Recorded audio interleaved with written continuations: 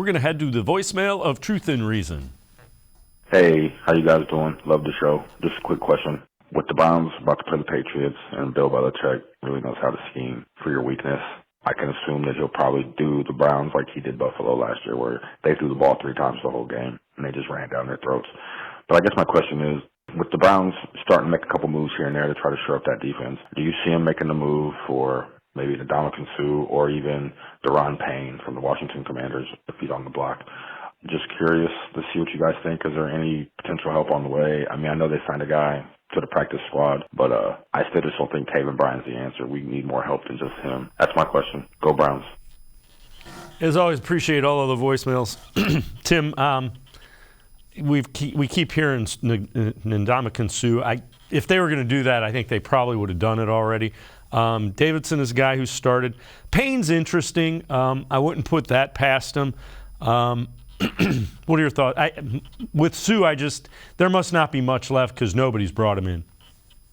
Yeah, I mean, 5 weeks into the season, if, like you said, if something was going to happen with Ndamukong Suh, it would have happened by now. I'm looking at his Pro Football Focus grade from a year ago, 49.4. That's on a scale of 1 to 100, so below mid-level player, and he's going to turn 36 in January, so maybe there's just not as much left in the tank. If you're talking about 32-year-old Ndamukong Suh, it would be a no-brainer for me. I think that'd be a perfect addition. But yeah, you mentioned Daron Payne. He's an interesting player. He's a guy that, the more I've thought about it, the more it makes a lot of sense if the Browns want to go down that road. He's in the last year of his rookie deal, so it might cost a pretty penny to trade for him.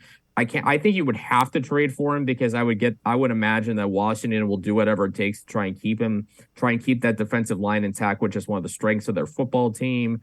I can understand them possibly also wanting to move on from him if they want to free up space to go get another quarterback, if they don't believe, since with Carson Wentz possibly not looking like the answer. But Daron Payne is a guy right now, he's a better pass rusher than a run defender, which you could still also need defensive tackle. But in the first couple of years of his career, he's also put up very good run defense metrics according to PFF, so he's capable of stopping the run, and you need a good veteran player who's going to hold his own in the middle and create disruption.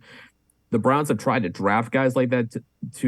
To be fair, they have tried to get some of those guys. When you look at Jordan Elliott, Tommy Togiai, Perrion Winfrey, they've tried.